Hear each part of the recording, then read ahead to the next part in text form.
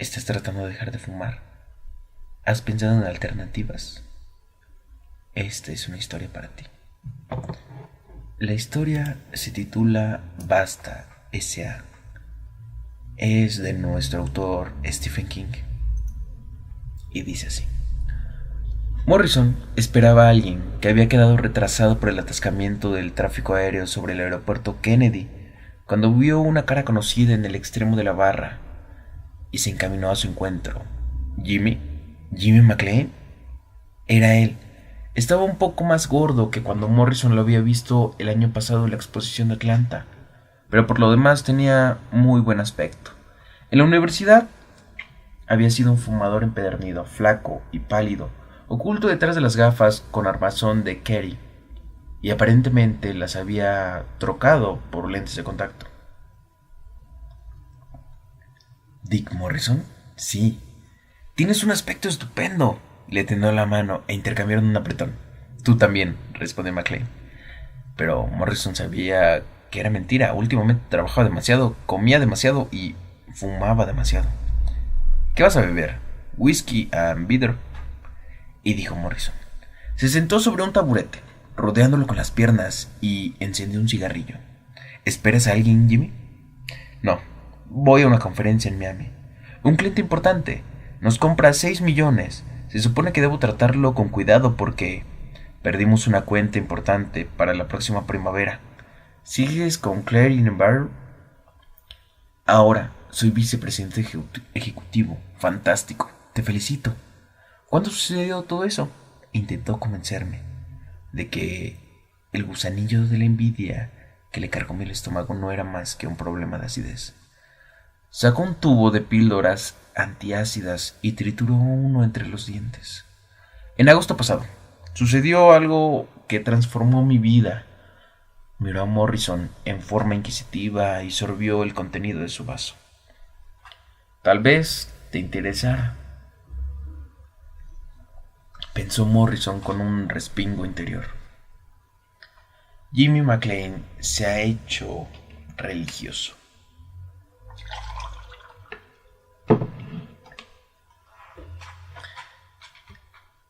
Claro que sí, asintió y vació su vaso de un trago cuando se lo sirvieron. No me encontraba muy bien, explicó McLean. Problemas personales con Sharon. Mi padre murió de un infarto y yo empecé a tener unos accesos en los de tos espasmódica. Un día, Bobby Cray pasó por mi oficina y me endilgó un sermón paternal. ¿Recuerdas cómo son? Sí. Morrison había trabajado 18 meses en Kerin and Bader antes de pasar a Morton Agency. O entras en razón o te pones de o te ponen de patitas en la calle. McLean se rió. Eso es bien. Para rematarlo, el médico me dijo que tenía un principio de úlcera. Me ordenó que dejara de fumar. McLean hizo una mueca. Me habría resultado más fácil dejar de respirar. Morrison, un ademán de neto asentamiento. No, los fumadores no podían permitirse el lujo de ser petulantes. Miró con disgusto su propio cigarrillo y lo aplastó, seguro de que se encendiera otro al cabo de 5 minutos. ¿Lo dejaste?, preguntó. Sí, lo dejé. Al principio pensé que no podía. Hacía trampas como un loco, hasta que conocí a un tipo que me aconsejó visitar un instituto en la calle 56, especialistas. Me dijo que no tenía nada que perder. Fui. Desde entonces no he vuelto a fumar. A Morrison se le desencajaron los ojos. ¿Qué hicieron? ¿Te inyectaron alguna droga? No. Había sacado una billetera y hurgaba en su interior. Aquí está. Sabía que tenía una conmigo. Depositó sobre la barra entre ellos una tarjeta comercial. Basta. S.A. No se haga humo. 237 Oeste 46. Pida ahora su tratamiento. Quédatela si quieres, dijo McLean. Te curarán, te lo garantizo. ¿Cómo? No puedo contártelo. ¿Por qué no? Eso forma parte del contrato que te hacen firmar. De todos modos, durante la entrevista te explican ¿Cómo es el sistema? ¿Firmaste el contrato? McLean hizo una demanda de asentamiento. Y sobre esa base, sí. Le sonrió a Morrison, que pensó, bien, ha sucedido. Jimmy McLean se ha sumado a las filas de los estúpidos petulantes. ¿Por qué el secreto? ¿Por qué el secreto? Si el instituto es tan fantástico. ¿Por qué nunca he visto publicidad en la TV, ni carteles, ni anuncios en las revistas? Consiguen todos los clientes que necesitan por las referencias que se transmiten de forma personal. Tú trabajas en publicidad, Jimmy. No puedes creer eso. Lo creo, insisto. Tienen un promedio de curación del 98%. Espera un momento, exclamó Morrison. Pidió otra copa y encendió un cigarrillo. ¿Estos individuos te atan y te obligan a fumar hasta que vomitas? No. ¿Te hacen ingerir algo que te descomponga cada vez que enciendes un cigarrillo? No, no se trata de nada de eso. Compruébalo tú mismo, señaló el cigarrillo de Morrison. No te gusta realmente, ¿verdad? No, pero cuando dejé de fumar mi vida cambió realmente, consiguió McLean. Supongo que no le sucederá lo mismo a todos, pero en mi caso fue una reacción en cadena. Me sentí mejor en mi relación con Sharon. Me enmendó por completo, tenía más energías y rendía más en el trabajo. Escucha, has despertado mi curiosidad. ¿No podrías...? Lo siento, Dick. Realmente no puedo hablar de eso. Se mostró categórico. ¿Aumentaste de peso? Por un momento le pareció que Jim McLean tenía un talante casi lúgubre. Sí, en verdad me excedí. Pero volví a adelgazar. Ahora tengo el peso casi justo. Antes era enclenque. Los pasajeros del vuelo 96 deben embarcar por la puerta número 9, anunció el altavoz. En ese momento exclamó McLean. Mientras se levantaba, dejó caer un billete de $5 sobre la barra. Tómate otra copa si quieres. Y piensa en lo que te he dicho. En serio. Entonces desapareció, abriéndose paso entre la multitud hacia la escalera mecánica. Morrison cogió la tarjeta, la miró con expresión cavilosa, la guardó en su billetera y la olvidó. Un mes más tarde, la tarjeta cayó en su billetera, sobre otra barra. Había salido temprano de la oficina y había entrado allí para pasar la tarde bebiendo. Las cosas no marchaban bien en la Morton Agency. En realidad, marchaban terriblemente mal. Le dio a Henry un billete de 10 para pagar la bebida. Después levantó la tarjeta y volvió a leerla. 237 46 Avenida. Estaba a solo 200 metros. Era un día fresco y soleado de octubre. Quizás para distraerse un poco, cuando Henry le trajo el cambio, terminó su bebida y salió a caminar. Basta, S.A. Se hallaba en un nuevo edificio donde el alquiler mensual de las oficinas debería ser equivalente al sueldo anual de Morrison. A juzgar por el tablero con la nómina de empresas que se exhibían en el vestíbulo, sus oficinas ocupaban toda una planta, y esto era un testimonio de riqueza, mucha riqueza. Subió en el ascensor y desembocó en un recinto suntuosamente alfombrado, de donde pasó a una sala de recepción, decorada con un excelente gusto y un amplio ventanal, desde donde se veía los insectos que desplazaban velozmente por la calle. 3 hombres y una mujer ocupaban las sillas alineadas a lo largo de las paredes. Estaban leyendo revistas. Todos tenían porte de ejecutivos. Morrison se acercó al escritorio. Un amigo me dio esto, explicó, entregándole la tarjeta a la secretaria. Supongo que se podría decir que fue un alumno del instituto. La joven sonrió e introdujo un formulario en la máquina de escribir. ¿Su nombre, señor? Richard Morrison. Clac, clac, clac. Pero un tecleo muy apagado. La máquina era una IBM. ¿Su domicilio? 29 de Maple, Clinton, Nueva York. ¿Casado? Sí. ¿Hijos? Uno. Pensó en Alvin y frunció ligeramente el ceño. Uno no era el término preciso. Habría sido más correcto decir medio. Su hijo era retrasado mental y estaba internado en una escuela especial de New Jersey. ¿Quién lo ha recomendado, señor Morrison? Un viejo discípulo, James McLean. Muy bien. ¿Quiere sentarse y esperar un momento? Este ha sido un día muy atareado. De acuerdo. Se sentó entre una mujer que usaba un severo traje celeste azul y un joven ejecutivo de americana espigada y patillas a la moda. Extrajo un paquete de cigarrillos, miró en torno, vio que no habían ceniceros. Volvió a guardar los cigarrillos. Estupendo. Le seguiría la corriente. Incendiaría uno al salir. Si lo hacía esperar mucho, incluso dejaría caer la ceniza sobre la peluda alfombra marrón. Cogió un ejemplar del Time y empezó a hojearlo. Lo llamaron un cuarto de hora más tarde, después de la mujer de traje azul. Su centro nicótico ya estaba clamando a gritos. Un hombre que había entrado después que él había extraído una pitillera. La había abierto con un chasquido seco. Había visto que no habían ceniceros y la había guardado, con expresión un poco culpable, según le pareció a Morrison. Eso lo hizo sentir algo mejor. Por fin, la secretaria lo miró con una sonrisa radiante y dijo: «Puede pasar, señor Morrison». Morrison pasó por la puerta, situada detrás del escritorio, y se encontró en un corredor iluminado, con las luces indirectas. Un hombre corpulento, de cabello blanco y de aspecto taimado, le estrechó la mano.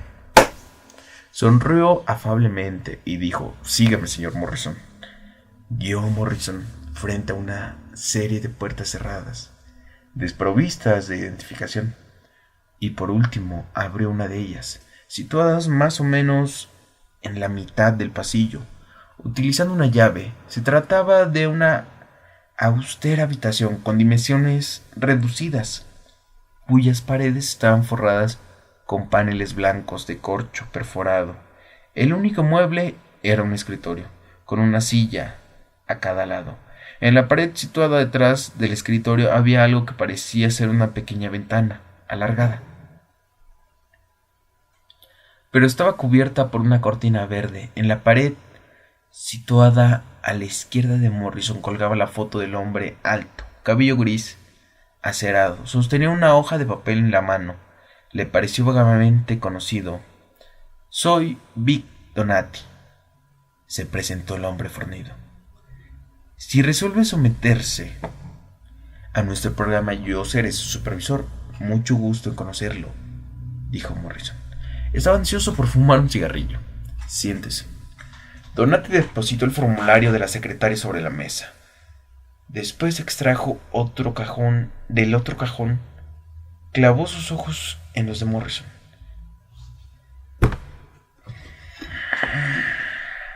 «¿Quiere dejar de fumar?» «Sí», murmuró. «¿Quiere firmar esto?» Le entregó el impreso a Morrison. Este lo leyó por encima. El firmante se compromete a no divulgar los métodos o técnicas, etcétera, etcétera, etcétera. «Por supuesto», asintió, y Donati le colocó el estilógrafa en la mano. Garabateó su nombre y Donati firmó bajo.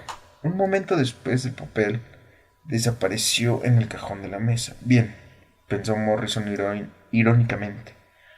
«He prestado juramento. No era el primero. Una vez había aguantado 2 días íntegros». «Correcto», dijo Donati.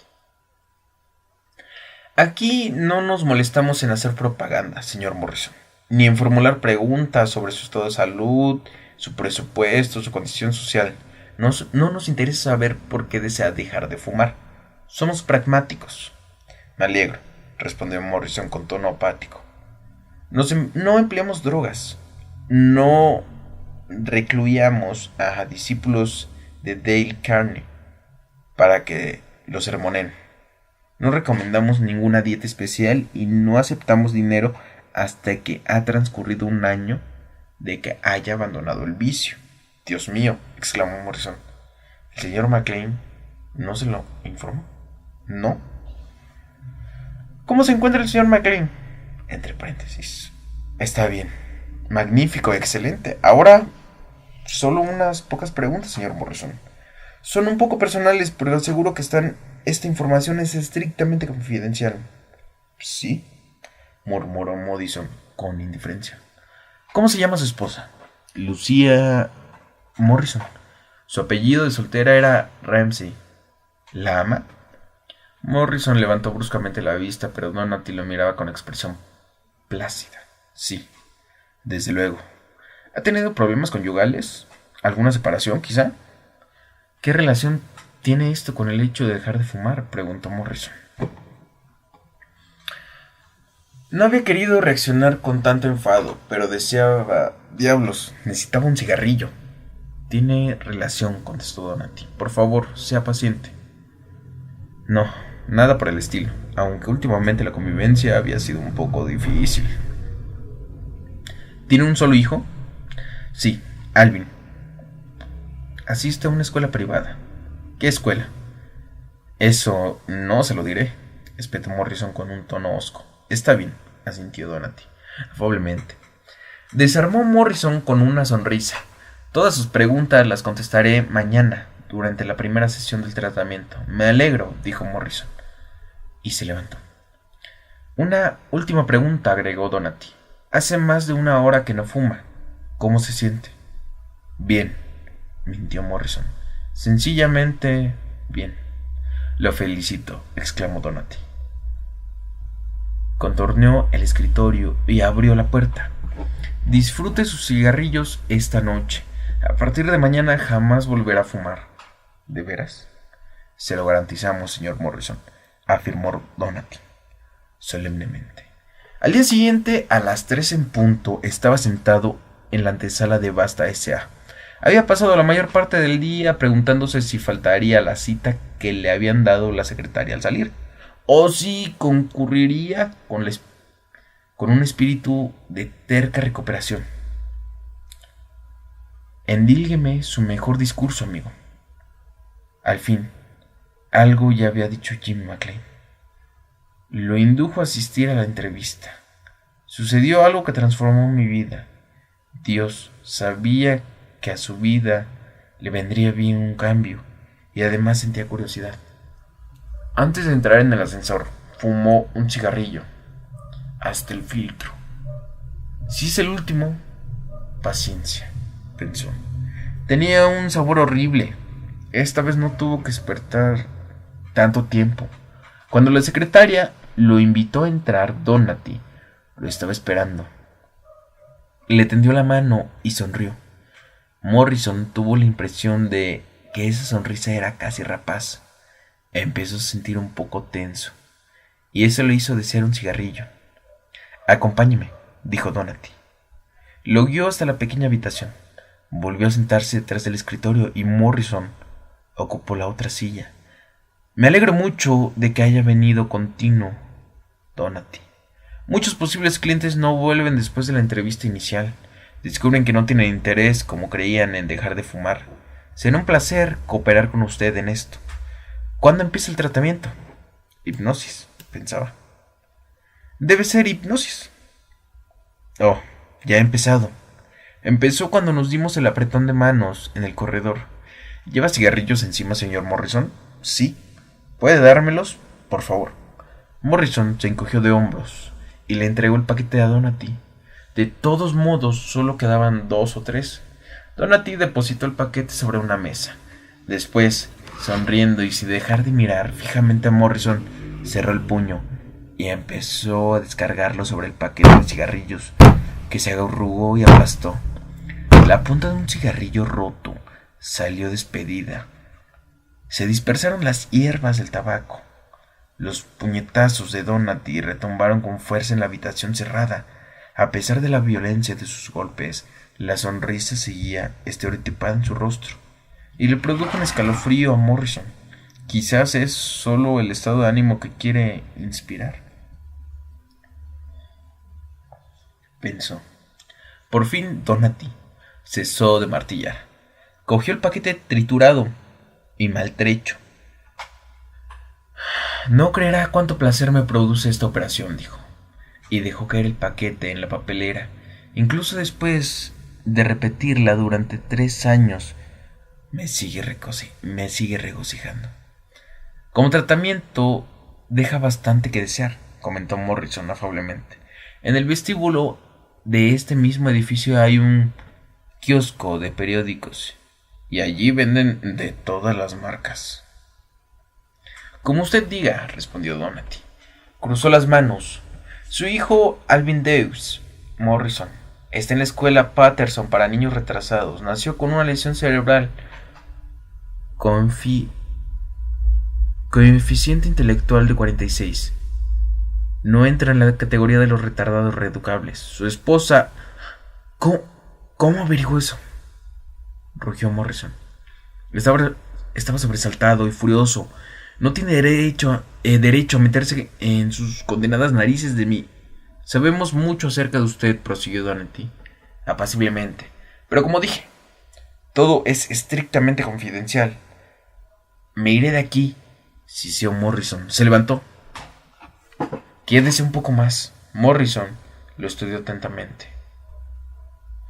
Donati no estaba turbado, en verdad parecía un poco divertido.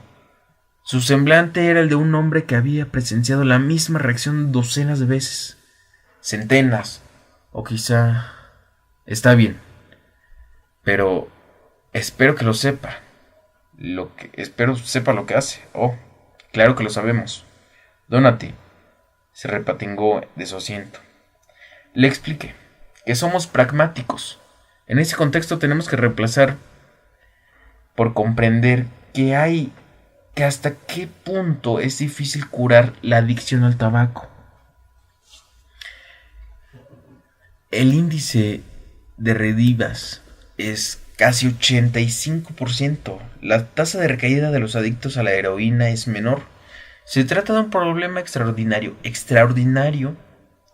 Morrison miró hacia la pared. Uno de sus cigarrillos, aunque torcido, aún parecía estar en condiciones de ser fumado. Donati se rió jovialmente. Metió la mano en la papelera y lo rompió entre sus dedos. A veces alguien propone en las legislaturas de los estados que el sistema carcelario suprima la ración mensual de cigarrillos. Esas mociones son derrotadas invariablemente. En los pocos casos en los que fueron aprobadas se desencadenaron terribles motines.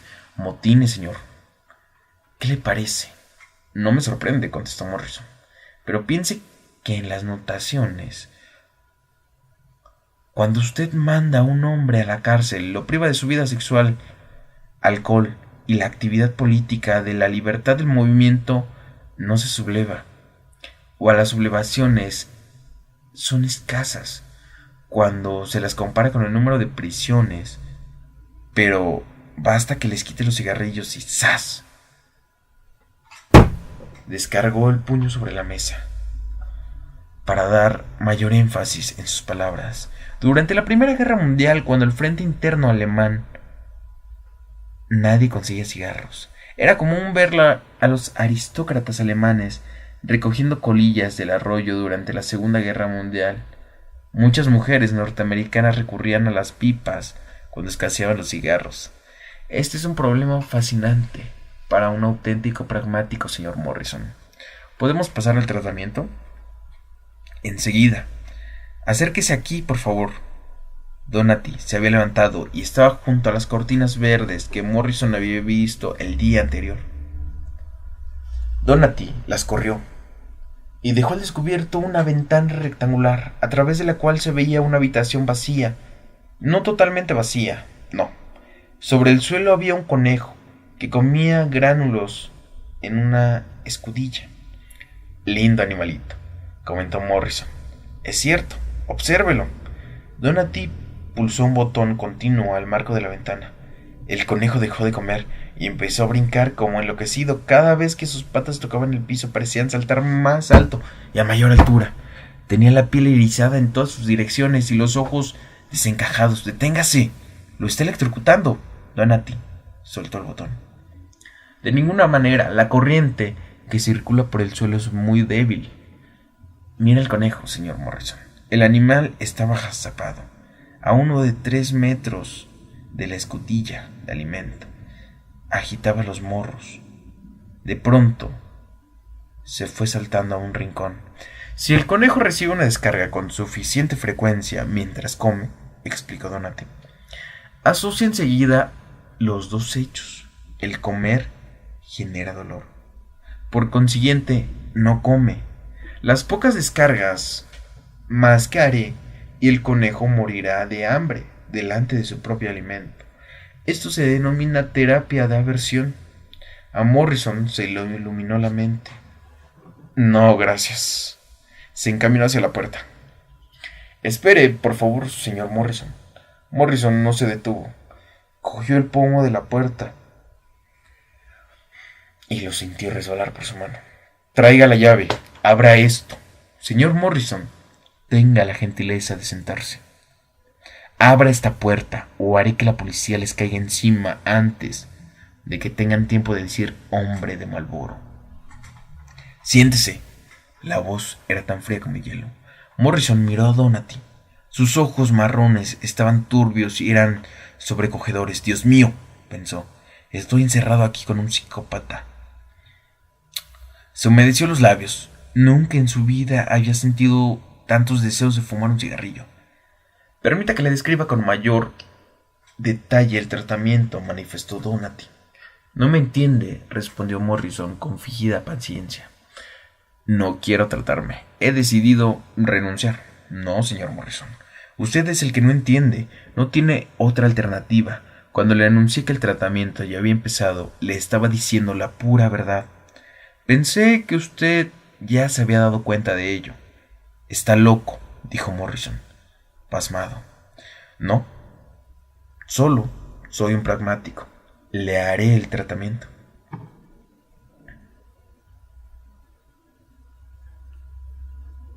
Sí, contestó Morrison. Siempre que usted entienda que apenas salga de aquí, me compraré 5 paquetes de cigarrillos y los fumaré en el trayecto hasta la comisaría. De pronto se dio cuenta de que estaba mordiendo una uña del pulgar, que estaba succionándola, y se forzó a interrumpir ese acto.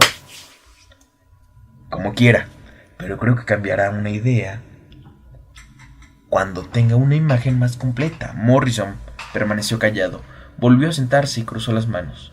Durante el primer mes de tratamiento, nuestros supervisores lo vigilarán constantemente, anunció Donati. Localizará a algunos, no a todos, pero siempre lo seguirán. Siempre, si ve que fuma un cigarrillo, me telefonarán. Supongo que usted me traerá aquí y repetirá el viejo truco del conejo, dijo Morrison. Intentaba que su tono fuera frío y sarcástico, pero de pronto se sintió despavorido. Era una pesadilla. Oh, no. Lo corrigió Donati. El truco del conejo se lo haremos a su esposa, no a usted. Morrison lo miró estúpidamente. Donati sonrió. Usted, agregó, mirará.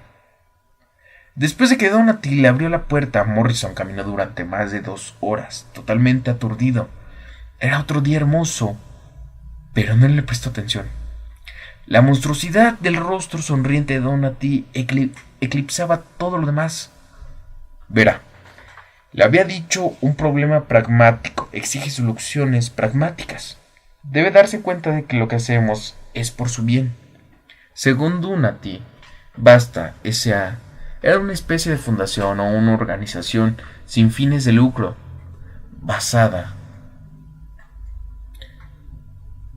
creada por el hombre cuyo retrato colgaba en la pared. Ese caballero había acumulado una gran fortuna con varias empresas familiares que abarcaban, entre otras cosas, máquinas tragamonedas, salones de mensajes, quinielas y un comercio activo, aunque clandestino, entre Nueva York y Turquía. Mortres de 2 millennial. Había sido fumador empedernido de hasta 3 paquetes por día. El paquete que sostenía en la foto era un diagnóstico médico: cáncer de pulmón. Mort había fallecido en 1970, después de dotar a Basta con fondos familiares. Procuramos equilibrar las salidas y las entradas en la medida de lo posible, había agregado Donati. Pero por lo demás no nos interesa. No nos interesa ayudar al prójimo. Y por supuesto tenemos ventajas fiscales. El tratamiento era de una sencillez escalofriante. La primera transgresión introduciría a Cindy en lo que Donati llamaba el cuarto del conejo. Y a la segunda, Morrison recibiría su dosis. A la tercera, la introduciría a los dos juntos. A la cuarta transgresión, demostraría que existían graves problemas de cooperación, lo que corregiría con medidas mucho más drásticas. Enviaría a un agente a la escuela de Alvin para darle una paliza al chico. Imagínate, manifestó Donati sonriendo. Qué horrible sería para el chico. No lo entendería, aunque alguien se lo explicara. Solo sabría que está castigado, porque papá se ha portado mal. Se asustaría mucho. Cerdo asqueroso, exclamó Morrison, impotente. Se sentía al borde del llanto. Sucio hijo de puta inmundo. No me interprete mal, prosiguió Donati. Sonreía con expresión afable. Estoy seguro de que eso nunca sucederá. En el 40% de nuestros clientes no han sido castigados nunca. Y solo un 10% ha cometido más de 3 infracciones. ¿No le parece que estas estadísticas son mucho más tranquilizadoras? Morrison, no las he encontrado tranquilizadoras, sino terroríficas. Claro que sí. Incurre en una quinta transgresión. ¿A qué se refiere? Donati sonrió de oreja a oreja. La habitación para usted y su esposa, una segunda paliza para su hijo y una paliza para su esposa. Morrison se hallaba fuera de sí. Se abalanzó sobre Donati, pasando por encima del escritorio. Donati se envolvió con una rapidez que resultaba asombrosa. Era un hombre que parecía estar totalmente relajado. Deslizó la silla hacia atrás, levantó ambas manos y pies sobre la mesa y los clavó en el estómago de Morrison. Este retrocedió haciendo arcadas y torciendo. Siéntese, señor Morrison, lo exhortó Donati amablemente. Discutamos todo esto como seres racionales. Cuando por fin recuperó el aliento, Morrison hizo lo que le ordenaban. Las pesadillas tenían que terminar alguna vez, ¿verdad? Donati siguió explicando que Basta S.A. operaba en una escala de castigos de 10 intensidades. La sexta y la séptima y la octava consistían en nuevas incursiones en el cuarto de los conejos, con mayor voltaje y en palizas más violentas. La novena intensidad consistía en fracturarle los brazos a su hijo. ¿Y la décima?, preguntó Morrison, con la boca seca. Donati meneó la cabeza. Tristemente, llegamos a un punto en el cual nos damos por vencidos, señor Morrison. Usted entra a formar parte de los 2% de incorregibles. ¿Se dan realmente por vencidos? Es una manera de decirlo. Abrió uno de los cajones del escritorio, depositó sobre la mesa una 45 con silenciador. Sonrió mirando a los ojos a Morrison. Pero ni siquiera el 2% de incorregibles vuelve a fumar, se lo garantizamos. La película del viernes por la noche era Buit, una de las favoritas de Cindy, pero después de aguantar durante una hora los movimientos implacables y los refunfuñidos de Morrison, no pudo seguir concentrándose. ¿Qué te sucede?, le preguntó, mientras pasaba la carta de ajuste del canal. Nada. Todo, gruñó él. He dejado de fumar. Cindy rió. ¿Desde cuándo? Desde hace 5 minutos. Desde las 3 de la tarde. ¿Verdaderamente no has fumado desde entonces? No, respondió Morrison, y empezó a mordisquearse la uña del pulgar. Estaba mellada, roída hasta la cutícula. Es fantástico. ¿Qué es lo que te hizo tomar semejante decisión? Lo hice por ti, contestó. Por ti y por Alvin. Los ojos de Cindy se dilataron, y cuando se reanudó la proyección de la película, no lo notó. Dick no mencionaba casi nunca a su hijo retrasado. Se acercó a él y observó el cenicero vacío junto a su mano derecha y luego miró a los ojos. ¿De veras estás tratando de dejarlo, Dick? De veras. Y si recurriera a la policía, agregó mentalmente, la pandilla loca de gorilas vendrían a cambiarte la cara, Cindy. Me alegro, aunque no lo logres. Los dos te agradeceríamos mucho esa iniciativa, Dick. Oh, no creo que no lo logre, afirmó él, pensando en la expresión velada, homicida que había aparecido en los ojos de Donati cuando le asestó el puntapié en el estómago. Esa noche durmió mal, con un sueño interminable y sobresaltado.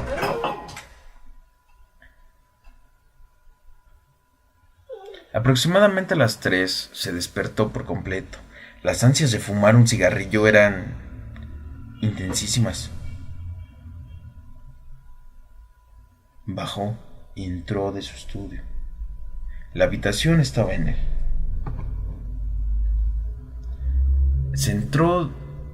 Estaba en el centro de la casa, no tenía ventanas. Abrió el cajón superior del escritorio y miró adentro. Fascinado por la caja de cigarrillos, miró el tomo y se humedeció los labios. Vigilancia permanente durante los 3 primeros meses, había dicho Dick Donati.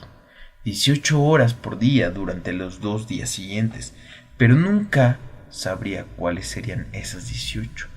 Durante el 4.º mes, que él era el momento en el que la mayoría de los clientes renunciaban, el servicio volvería a abarcar las 24 horas del día, después 12 horas de vigilancia escalonada cada día durante el resto del año y después una cierta vigilancia durante el resto de la vida del cliente durante el resto de su vida. Es posible que lo controlemos cada 2 meses, había dicho Donati, o cada 2 días, o durante toda la semana, dentro de 2 años. Lo importante es que usted no lo sabrá. Si fuma, jugará con dados cargados. Estarán vigilando. ¿Estarán llevándose a mi esposa en este momento o enviando a un hombre en búsqueda de mi hijo? Magnífico, ¿no le parece? Y si da una chupada a hurtadillas, tendrá un sabor inmundo, el sabor de la sangre de su hijo. Pero no podrá estar vigilándolo en el instante, en mitad de la noche, en su propio estudio. En la casa reinaba un silencio sepulcral. Miró duramente casi 2 minutos los cigarrillos en la caja, sin poder apartar la vista. Después fue hasta la puerta del estudio. Espió el pasillo vacío. Volvió a contemplar los cigarrillos durante otro rato. Cobró forma una imagen macabra. Toda su vida se extendía ante él y no encontraba ningún cigarrillo. En nombre de Dios, ¿cómo podría volver a proponerle una campaña difícil a un cliente desconfiado sin un cigarrillo, consumiéndose prácticamente entre sus dedos mientras él movía los gráficos y los diseños? ¿Cómo podría soportar las interminables exposiciones de jardinería de Cindy sin un cigarrillo? En fin, ¿cómo podría levantarse por la mañana, enfrentar el día sin fumar un cigarrillo mientras bebía el café y leía el periódico? Se maldijo por haberse metido en ese embrollo, maldijo a Donati y maldijo sobre todo a Jimmy McClane. No podía haber hecho esto. El muy hijo de puta sabía. Él deseó estrangular a Jimmy McClane. Hizo que le temblaran las manos. Volvió a pasear la mirada por el estudio sigilosamente. Metió la mano en el cajón, extrajo un cigarrillo, lo acarició, lo sobó. Como decía el viejo eslogan publicitario, tan redondeado, tan firme, tan compacto. Nunca había oído una mayor verdad. Se llevó el cigarrillo a la boca y después se detuvo con la cabeza inclinada. Había oído un ruido en el armario, un ligero desplazamiento. Claro que no, pero... Otra imagen mental, el conejo brincando demencialmente bajo los efectos de la electricidad, figurándose a Cindy en ese cuarto. Escuchó atentamente y no oyó nada. Se dijo que le bastaría con acercarse a la puerta del armario, abrirla de un tirón. Sin embargo, era demasiado terrorífico pensar en lo que podía hallar. Volvió a la cama. pero tardó mucho en dormirse. Después de vaciar un momento, completó su acostumbrado plato de copos de maíz con otro de huevos batidos. Estaba lavando el sartén y enfurruñado cuando Cindy bajó vestida con su bata. Richard Morrison, no has comido un huevo en el desayuno desde los tiempos de María Castaña. Morrison lanzó un gruñido. A su juicio, desde los tiempos de María Castaña era una de las frases más estúpidas de Cindy, solo comparable con irían sonriendo al patíbulo. No. Reincidirías antes de mediodía, proclamó Cindy sarcásticamente. Gracias por la ayuda que me prestas, bramó él, enardecido. Tú y los demás que no fumas crees que todos no importa. Pensó que Cindy se enfadaría, pero vio que lo miraba con una expresión próxima a la admiración. ¿Lo dices realmente en serio?, exclamó. ¿Realmente? Claro que sí. Ojalá que nunca sepas hasta qué punto lo digo en serio. Pobrecillo, dijo Cindy, acercándose a él. Pareces la imagen reencalentada de la muerte, pero estoy muy orgullosa de ti. Morrison la abrazó con fuerzas. Escena de la vida de Richard Morrison. Octubre-noviembre. Morrison y un colega del Larkin Studios en el bar de Jane Jameson. El colega ofrece un cigarrillo. Morrison aprieta su vaso con un poco más de fuerza y dice: lo he dejado. El colega se ríe y contesta: te doy una semana. Morrison esperaba el tren de la mañana y mira por encima del Times a un joven de traje azul. Ahora ve al joven casi todas las mañanas y a veces en otros lugares en Ondes, donde se reúne con un cliente mirando discos de Sam Godis, donde Morrison ha ido a buscar un álbum de Sam Cooke. Una vez en un grupo de 4, detrás de Morrison en el club local de golf. Morrison se embriaga en una fiesta, tiene gafas de fumar y un cigarrillo, pero no está tan borracho como para encenderlo. Morrison visita a su hijo, le lleva un gran balón que chilla cuando lo aprieta. El beso baboso y complaciente de su hijo, quien sabe que no tan repulsivo como antes. Abraza con fuerza a su hijo y descubre que Donati y sus colegas han comprendido con tanto cinismo antes que él que al fin y al cabo la droga más perniciosa es el amor. Los románticos pueden conseguir y seguir debatiendo de su existencia. Los pragmáticos no lo aceptarán y lo utilizan. Morrison pierde poco a poco la compulsión física de fumar, pero no se libera por completo del anhelo psicológico, ni de la necesidad de tener algo en la boca. Pastillas contra la tos, caramelos, un montadientes, sustitutos insuficientes, todos ellos. Y finalmente Morrison, detenido en Macton Tunnel en un atasco de tráfico, increíbles proporciones de oscuridad, entre encienda y claxon, atmósfera pestilente, el tráfico irremersible embotellado, y de pronto abre la puerta de la guantera y ve un paquete de cigarrillos parcialmente abierto. Los miró por un momento y luego cogió uno y lo prendió con el encendedor del tablero de instrumentos. Si sucede algo, la culpa será de Cindy, se dijo con ánimo. Le había ordenado que se deshiciera de todos los malditos cigarrillos. La primera chupada le hizo toser convulsivamente el humo. La segunda lo hizo lagrimear. La tercera lo hizo sentirse ligero y mareado. Tiene un sabor inmundo, pensó. E inmediatamente después, ¿qué estoy haciendo? Los claxons sonaron impacientemente detrás de él. Delante, la columna de vehículos se había puesto nuevamente en marcha. Aplastó la colilla en el cenicero, abrió las 2 ventanas delanteras y las aletas de ventilación. Después abaniqueó impotentemente el aire como un chico que acaba de hacer correr por el inodoro su primer cigarrillo. Su coche siguió a los otros en una serie de sacudidas espasmódicas. Condujo hasta la casa. Cindy, exclamó, ya llegué. Silencio. Cindy, ¿dónde estás, cariño? Sonó el teléfono y se abalanzó sobre el aparato. ¿Cindy? ¿Cindy?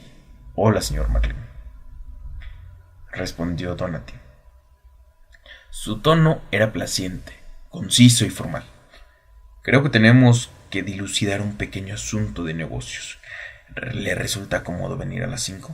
¿Mi esposa está con usted? Claro que sí, rió Donati, de forma indulgente. Escúchela, déjela salir, balbuceó Morrison. No volverá a suceder, pero fue un desliz, solo un desliz y nada más. Solo le di 3 chupadas y le juro que ni siquiera sabían bien. Qué lástima. Lo espero a las 5 entonces. Por favor, suplicó Morrison, al borde del llanto. Por favor. Estaba hablándole a un teléfono incomunicado. A las 5 de la tarde, la antesala estaba desierta, con una excepción de la secretaria que le dedicó a Morrison una sonrisa ritual. Sin hacer caso a su palidez y su desaliño. Señor Donati, dijo la secretaria por el interfono.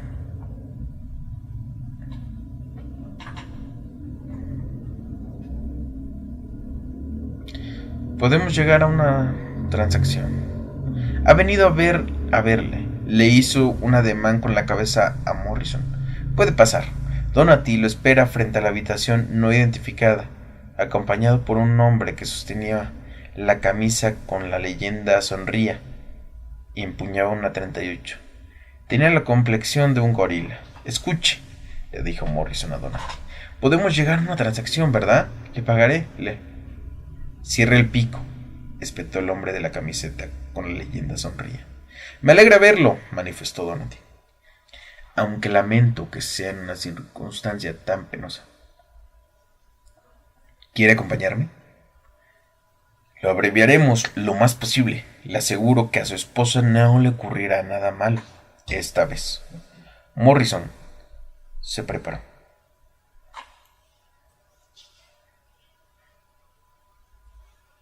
Vamos, exclamó Donati, con expresión fastidiada. Si hace eso, mi amigo Jung le dará una paliza y a su esposa recibirá igualmente las descargas. ¿Qué beneficio podría reportarle eso? Ojalá se pudra en el infierno, sisió Morrison. Donati suspiró. Si me hubieran dicho y dado 5 céntimos por cada vez que alguien ha enunciado ese mismo deseo, ya podría jubilarme. Que esto le sirva de lección, señor. Morrison, cuando un romántico trata de hacer una buena obra y fracasa, le dan una medalla. Cuando un pragmático tiene éxito, lo mandan al infierno. Vamos. Jung hizo una seña con la pistola. Morrison entró en la habitación. Delante de ellos se sentía aturdido. Habían corrido la cortina verde. Jung lo empujó con el cañón del arma. Así debían de sentirse quienes presenciaban lo que ocurría en las cámaras de gas, pensó. Miró hacia adentro. Cindy estaba allí. Miraba asordada el tomo. Cindy giró. Cindy, gritó Morrison, angustiado. Cindy. Ellos no puede oír ni verlo, le informó Donati. El cristal es transparente en una sola dirección. Bien, terminemos con esto. En realidad, solo fue un desliz insignificante, pero creo que bastarán 30 segundos. Jung pulsó el botón con una mano mientras con la otra seguía clavando implacientemente la pistola en la espalda de Morrison. Fueron los 30 segundos más largos de su vida. Cuando terminaron la sesión, Donati apoyó la mano sobre el hombro de Morrison y le preguntó: ¿Va a vomitar? No, respondió Morrison débilmente. Tenía la frente apoyada contra el cristal. Sus piernas se habían trocado en gelatina. No lo creo. Dio media vuelta y vio a Jung. Se había ido. Venga conmigo, dijo Donati. ¿A dónde?, inquirió Morrison apáticamente. Creo que tendría que explicarle algunas cosas, ¿no le parece? ¿Cómo podré enfrentarla? ¿Cómo podré decirle que yo sospecho que va a recibir una sorpresa, señor Morrison?, comentó Donati. En la habitación solo había un sofá. Cindy estaba sentada en él, sacudida por sollozos. Cindy, le dijo suavemente. Ella levantó la vista y con los ojos dilatados por las lágrimas, Dick. Oh, oh Dios. Morrison la abrazó con fuerza. 2 hombres, balbuceó ella contra el pecho. En la casa, al principio pensé que eran ladrones y después pensé que me iban a violar. Después me llevaron a un lugar con los ojos vendados y fue horrible. Shh, shh. ¿Pero por qué? Preguntó Cindy, alcanzando la vista. ¿Por qué me...? Por mí, contestó él. Debo contarte una historia, Cindy. Cuando Morrison concluyó, permaneció un momento callado y después agregó: supongo que me odias, supongo que me odias. No te culparé por ello. Morrison tenía la mirada clavada en el piso.